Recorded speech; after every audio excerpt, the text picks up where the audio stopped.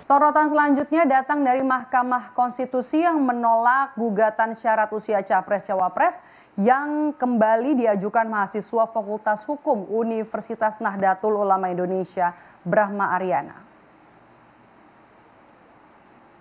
Gugatan ditolak karena syarat usia Capres dan Cawapres minimal 40 tahun dan pernah menjabat sebagai kepala daerah dinilai hakim seharusnya dikembalikan ke pembuat kebijakan.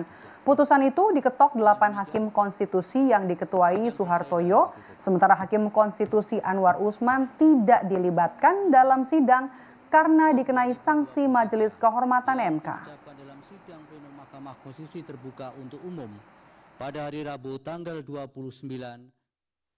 Jika diperlukan perubahan terhadap rumusan alternatif syarat batas usia minimal menjadi calon presiden atau calon wakil presiden, maka berdasarkan penalaran yang wajar adalah dapat dipilih pernah menjabat sebagai gubernur yang persyaratannya kemudian ditentukan lebih lanjut oleh pembentuk undang-undang sebagai bagian dari kebijakan hukum terbuka open legal policy.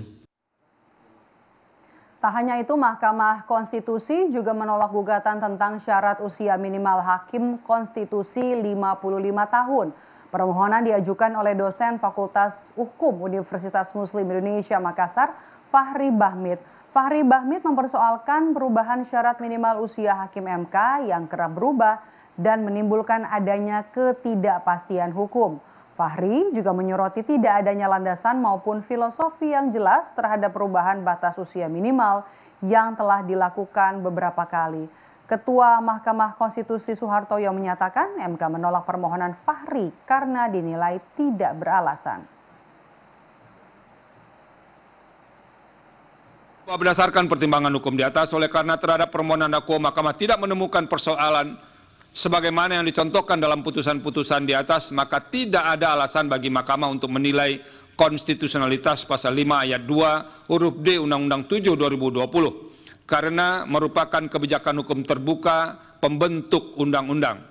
Dan seluruh pertimbangan hukum yang telah dikeduaikan di atas telah ternyata ketentuan pasal 15 ayat 2 huruf D Undang-Undang 7 2020 apabila tidak dimaknai secara bersyarat sebagaimana yang dimohonkan oleh pemohon bertentangan dengan pasal 1 ayat 3, pasal 24 ayat 1 dan pasal 28D ayat 1 Undang-Undang Dasar 1945. Oleh karena itu dalil-dalil pemohon